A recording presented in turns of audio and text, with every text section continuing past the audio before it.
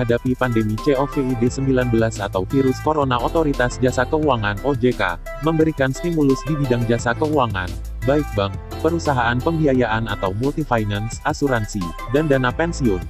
Lalu bagaimana dengan pinjaman dari fintech lending atau pinjaman online?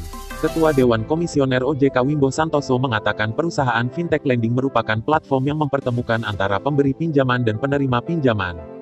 Perusahaan fintech lending sebagai lembaga jasa keuangan tidak bertindak sebagai pemberi pinjaman sebagaimana di industri perbankan atau pembiayaan.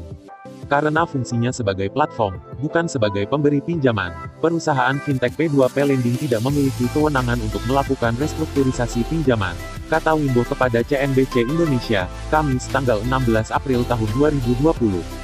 Dia menegaskan yang memiliki kewenangan melakukan restrukturisasi adalah pemberi pinjaman, bukan platformnya sendiri. Maka skema pinjaman yang diberikan pun berbeda dengan yang diberikan bank ataupun perusahaan pembiayaan, di mana mereka yang bertanggung jawab. Wimbo menegaskan OJK meminta Asosiasi Fintech Pendanaan Bersama Indonesia, AFPI, untuk mendorong anggotanya untuk memberikan perhatian yang serius dalam rangka meringankan beban penerima pinjaman yang menghadapi masalah keuangan akibat wabah COVID-19. Kalau OJK mau ngumpulin peminjamnya, tapi di mana peminjamnya? OJK hanya meyakinkan market conduct untuk melindungi. Kalau terjadi dispute hukumnya pemberi pinjaman dan peminjam, makanya kami mau diskusi asosiasi, katanya.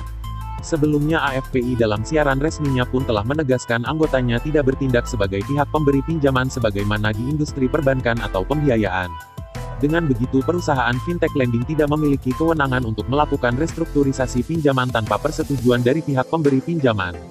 Namun demikian, perusahaan fintech lending dapat memfasilitasi permintaan pengajuan restrukturisasi pinjaman usaha mikro, kecil, dan menengah, UMKM, yang terdampak akibat wabah COVID-19 kepada pemberi pinjaman melalui mekanisme analisis kelayakan pada masing-masing perusahaan fintech P2PL dan keputusan persetujuan atau tidaknya permintaan restrukturisasi pinjaman adalah di pihak pemberi pinjaman. Dikutip dari cnbcindonesia.com.